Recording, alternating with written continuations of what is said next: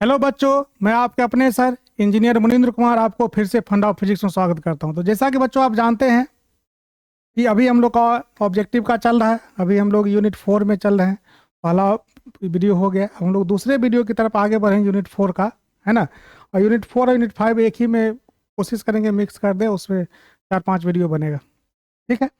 तो बच्चों अभी तक आप लोग इतने सब्सक्राइब किए हैं, इतना शेयर किए हैं, इसके लिए आपको बहुत बहुत धन्यवाद, है ना। और आप अगर नहीं सब्सक्राइब किए तो सब्सक्राइब कर ले, और शेयर नहीं किए तो उसको शेयर भी कर दें, क्योंकि आप ही लोग का प्यार, आप ही लोग के प्यार से वीडियो बन पा रहा है। तो बच्चों में स्टार्ट करते हैं। क्वेश्चन नंबर 16, है ना, आप लोगों के सामने में है क्वेश्चन नंबर 16। क्वेश्चन नंबर 16 देखिए, बोर्ड पे है। आप इसको बनाने का कोशिश कीजिए, आपको 30 सेकंड का समय हम दे रहे हैं।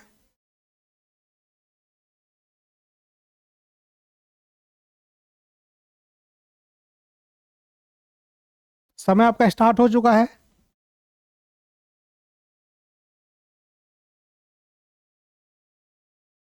अब गिन के कुछ ही दिन बाकी है आपके एग्जाम में, तो लग जाइए, सिस्टमेटिक ढंग से पढ़िए, डेली सभी सब्जेक्ट को पढ़िए, है ना। एक रूटीन बना के डेली पढ़िए। जो सब्जेक्ट अगर कमज़ोर आपको लग रहा है तो उस पर थोड़ा ज़्यादा मेहनत कीजिए, लेकिन किसी को छोड़िए नहीं। डेली आप ऑब्जेक्टिव का तैयारी कीजिए।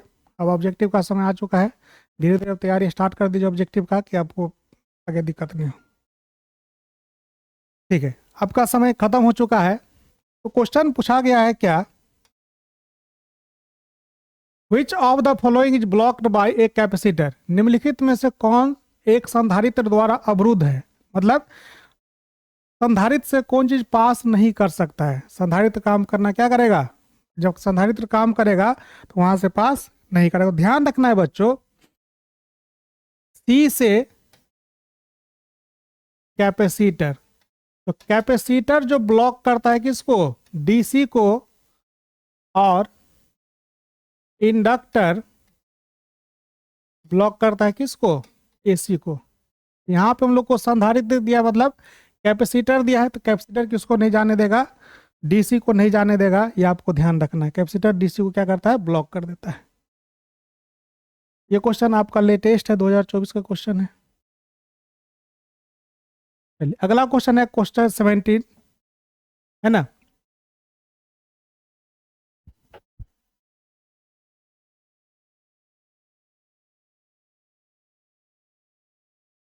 For resonance condition in any LCR circuit, the phase difference between the applied voltage and current is। किसी LCR परिपथ में अनुनाद की स्थिति में आरोपित वोल्टेज तथा धारा के बीच का कालांतर होता है। बनाइए, समय दिया जा रहा है 30 सेकेंड।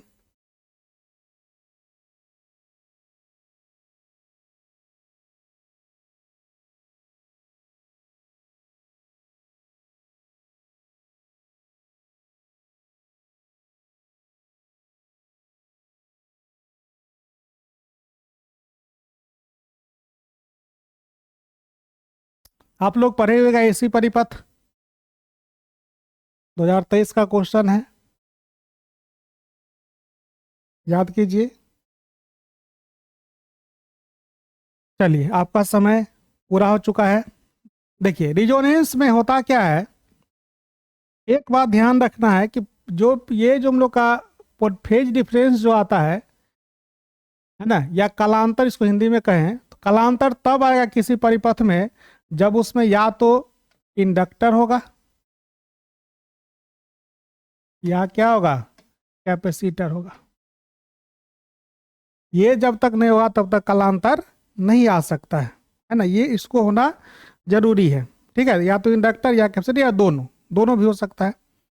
तो रिजोनेंस सर्किट में आपको होता है दोनों चीज, कैपेसिटर भी होता है और इंडक्टर भी होता है, दोनों होता है। लेकिन वहां पे क्या होता है आपका कि इंडक्टर जो है, जैसा बिहेवियर इंडक्टर का है वैसा ही जस्ट उल्टा बिहेवियर किसका होता है, कैपेसिटर का। हम लोग लिखते हैं एक्स एल माइनस एक्स सी, तो यहाँ पे इस दोनों का मान क्या होता है, बराबर। रिजोनेंस एक्स एल बराबर कहाँ पे होता है, एक्स सी पे। ये एक दूसरे को कैंसिल कर देता है, तो उसमें जो रिजोनेंस के कंडीशन में हम लोग का एक खाली बच जाता है क्या, प्रतिरोध आप लोग पढ़े हुएगा। अगर प्रतिरोध हम लोग का जो सर्किट होगा कौन सा एसी सर्किट में, अगर केवल प्रतिरोध है तो वहां पे फेज डिफरेंस क्या आ जाता है, जीरो हो जाता है। फेज डिफरेंस कितना, जीरो। वोल्टेज और करंट के बीच का फेज डिफरेंस जीरो। इसमें भी हम लोग का वोल्टेज और करंट का फेज डिफरेंस क्या होगा, थोड़ा सा घुमाया था क्वेश्चन को, जीरो। ठीक है। अब आपके सामने में अगला क्वेश्चन है, क्वेश्चन नंबर 18 बनाइए।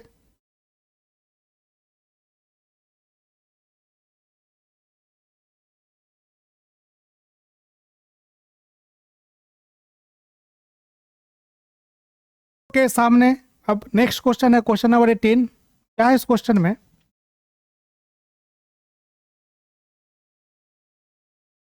The voltage of N AC is 440 volt, peak voltage, it's virtual voltage is, तो वी नॉट दे दिया है कितना, 440 वोल्ट।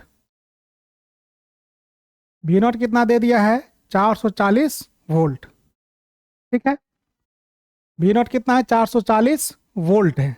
ओके, अब निकालना क्या है, आ, इसका आभासी, आभासी का मतलब क्या होता है, R M S. V R M S हमको क्या करना है, निकालना है। इसके लिए क्या करेंगे, का फॉर्मूला होता है V naught by root two, तो 440 बाई कितना, रूट दो। कैसे काटेंगे, तो 2 × 220, अब बाई रूट टू कितना से कट जाएगा, रूट टू से, तो 220,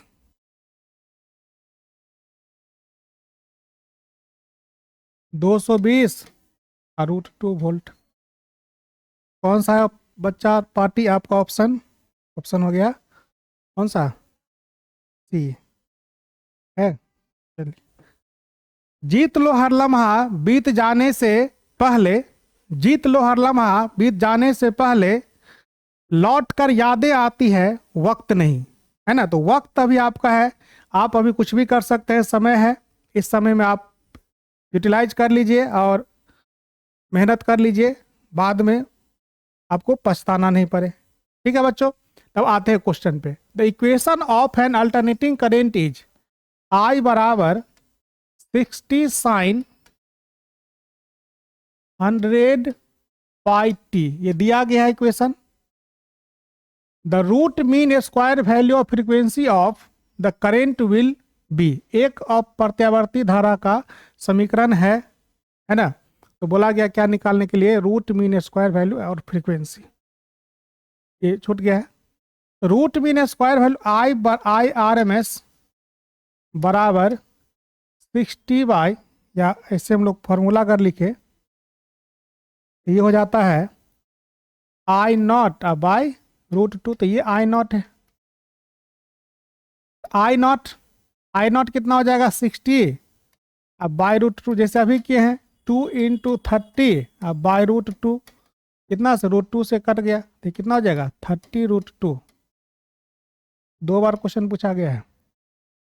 फ्रीक्वेंसी, तो ये जो देखिए, ये जो होता है ये ओमेगा होता है। ओमेगा कितना होता है, 100 पाई। इसको हम ऐसे भी लिख सकते हैं 2 πf। इसको जब पाई से पाई कट गया, 2 से 2 कट गया, तो 50। एफ बराबर क्या हो गया, 50 हर्ज। हम लोग का कौन सा है, 30√2 और 50 हर्ज। आपका ऑप्शन हो गया ये, ऑप्शन नंबर बी। ठीक है, ऑप्शन नंबर बी। अगला क्वेश्चन है आप लोग के बीच, क्वेश्चन नंबर 20 बनाइए।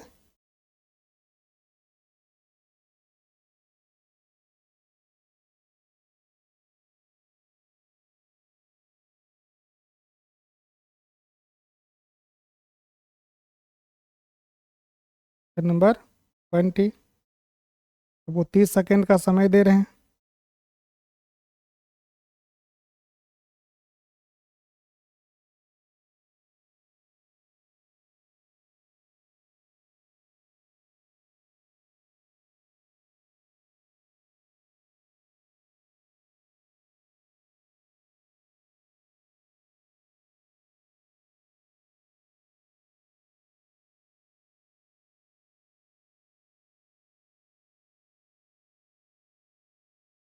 चलिए आपका समय कंप्लीट हुआ। देखिए, average value of AC over A complete cycle, एक पूरे चक्र में प्रत्यावर्ती धारा का माध्यमान क्या होता है?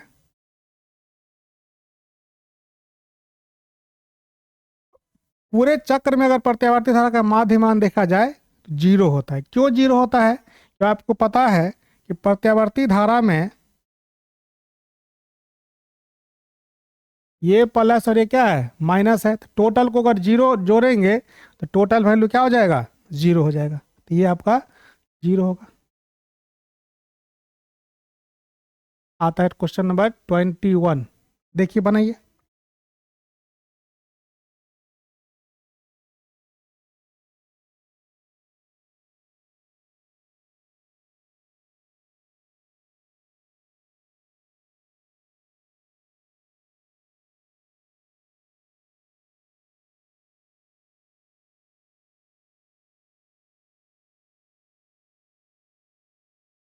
आपको समय दिया जा रहा है 30 सेकेंड का।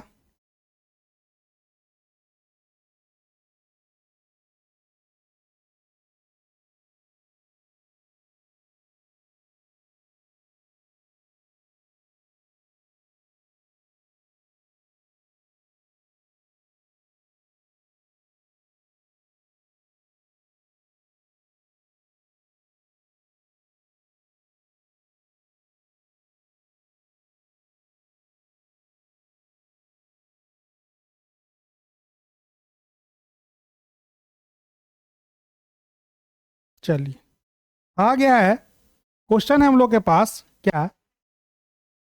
इन AC circuit the current and voltage are given by I. अभी ये दिया गया है represent power loss in circuit. एक एसी सर्किट में वोल्टेज ये है और करंट ये है, ठीक है। तो पावर का जो फॉर्मूला होता है P बराबर V naught I naught by 2 into cos phi, ठीक है। कॉस फाई जो है ये फेज डिफरेंस है इसका और इसका। चूंकि यहाँ पे हम लोग देख रहे हैं, यहाँ पे कॉस है, यहाँ पे साइन है। तो कॉस और साइन के बीच में जो फेज डिफरेंस होता है कितना का होता है, पाई बाई 2 होता है। तो P बराबर V naught I naught by 2 और कॉस कितना, पाई बाई 2। तो कॉस पाई बाई 2 का मान जीरो, तो टोटल मान क्या हो गया, जीरो हो गया। तो यहाँ पे जो इसका आंसर हो जाएगा बच्चा पार्टी 2018 का क्वेश्चन है, जीरो हो जाएगा। एक कंप्लीट साइकिल के लिए एसी का एवरेज वैल्यू क्या होता है, जीरो। चलिए क्वेश्चन नंबर 22 आपके स्क्रीन पर है।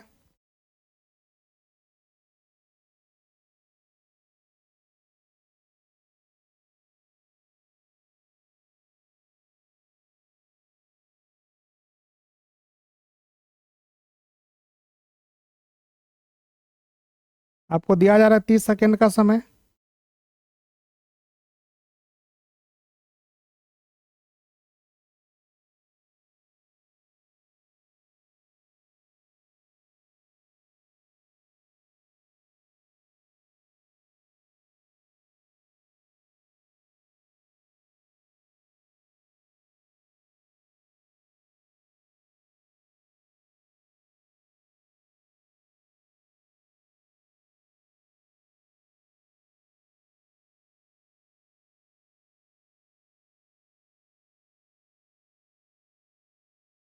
आपका समय पूरा हो चुका है। अब देखिए, the self inductance of chalk coil, chalk coil का मतलब इंडक्टर होता है ना। Coil is 5 Henry, the current through it is increasing at a rate of 2 ampere per second. Current जिसमें से क्या है, 2 एम्पियर पर सेकेंड से इंक्रीज कर रहा है। The self induced EMF in the chalk coil will be, chalk coil का self induced EMF क्या होगा, है ना। एक चौक कुंडली का प्रेरकत्व तो 5 हेनरी है, मतलब एल का मान कितना है, 5H है। इसे बहती धारा 2/A की दर से बढ़ रही है चौक कुंडली का प्रेरित विद्युत भागबल। तो इसका फॉर्मूला होता है E बराबर L इंटू DI/dt। तो ये हम लोग को दे दिया है एम्पियर पर सेकेंड, यही क्या है DI/dt बराबर 2। ई बराबर हो जाएगा -5 गुने 2, 10 एम्पियर, सॉरी 10 वोल्ट। वोल्ट ही है, ये मैं पूछा जा रहा है ना। आपका आंसर हो गया आंसर सी, -10, माइनस छूट गया, -10 वोल्ट, -10।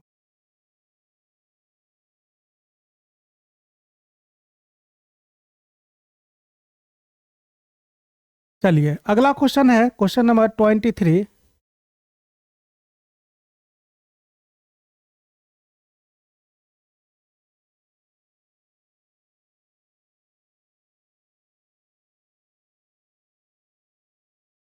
बनाइए।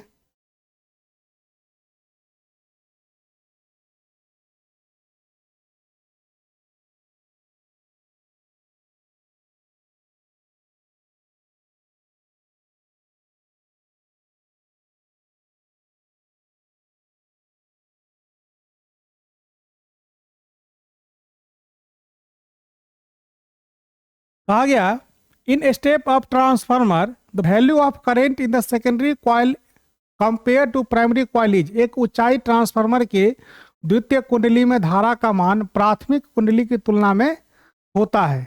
क्या होता है? तो प्राथमिक को देख, द्वितीय कुंडली में क्या होता है आपका, यहाँ पे ट्रांसफार्मर एक सबसे बारीक बात ये होती है कि वहाँ पे करंट चेंज कर जाता है, उसी कारण वोल्टेज चेंज करता है ना।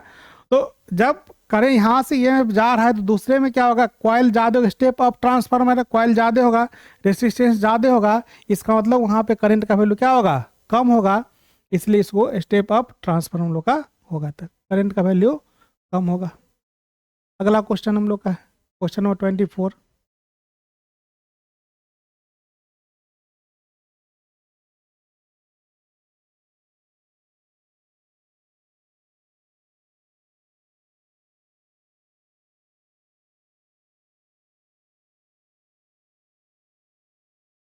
चलिए कहा गया है क्या क्वेश्चन में, the phase difference between current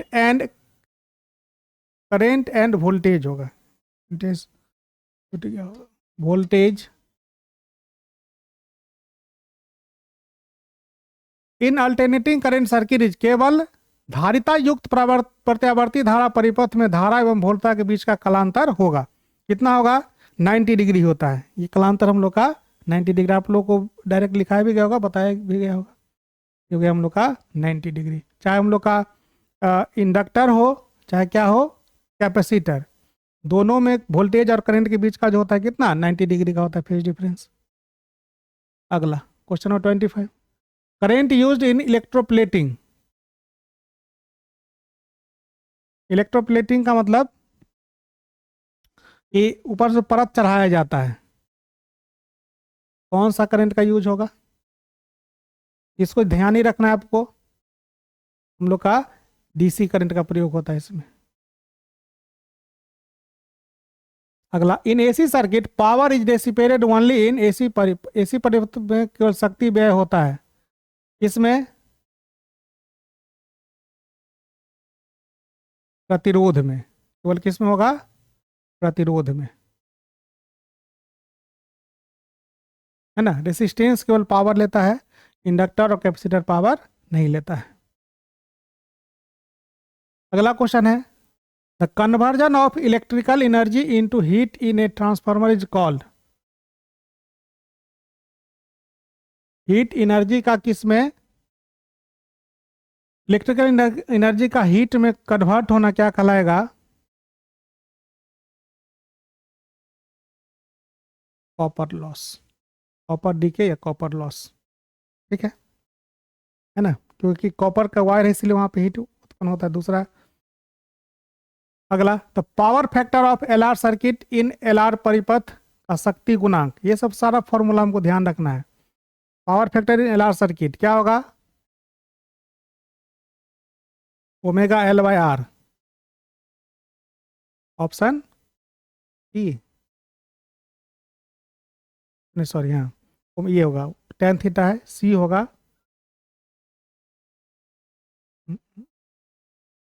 power factor,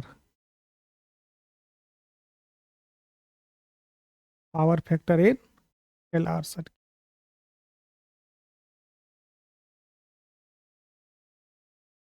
R L R हो गया, R हो गया XL का स्क्वायर, ठीक है। फाइव tan फाइव बराबर XL by R omega L by R, tan नहीं, phase difference, cos phi power factor, cos phi बराबर R by R square plus XL का स्क्वायर, ठीक है, बराबर R by R square root omega L का whole square. हम लोग का हो गया ऑप्शन, ये ऑप्शन सी है ना, ऑप्शन सी।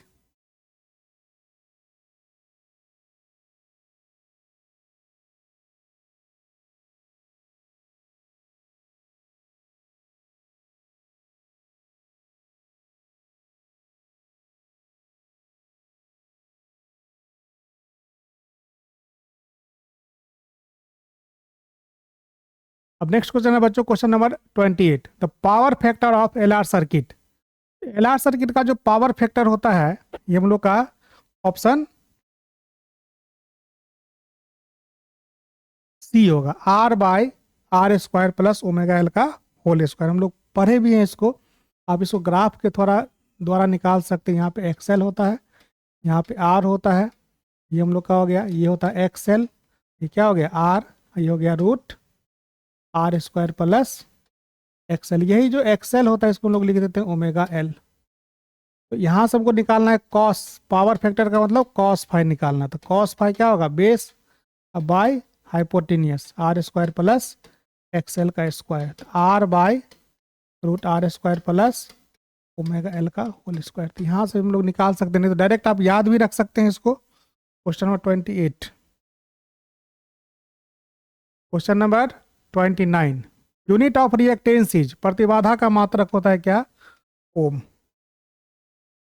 कितना बार पूछा गया देख लीजिए आप।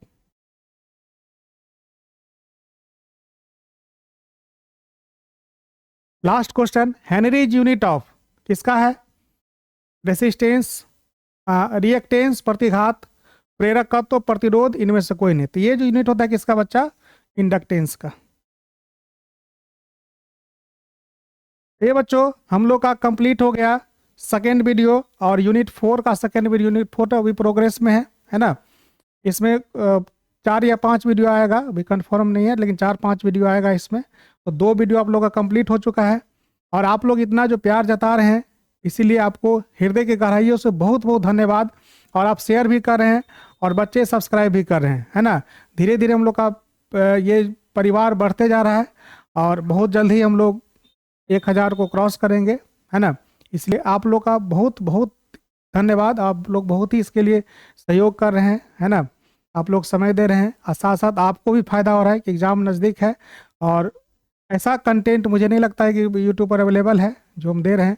इसको बहुत ईमानदारी से कीजिए, आपको ऑब्जेक्टिव का बहुत अच्छा तैयारी हो जाएगा। ठीक है बच्चों, तो फिर मिलेंगे अगले वीडियो में, तब तक के लिए आपको बहुत बहुत धन्यवाद।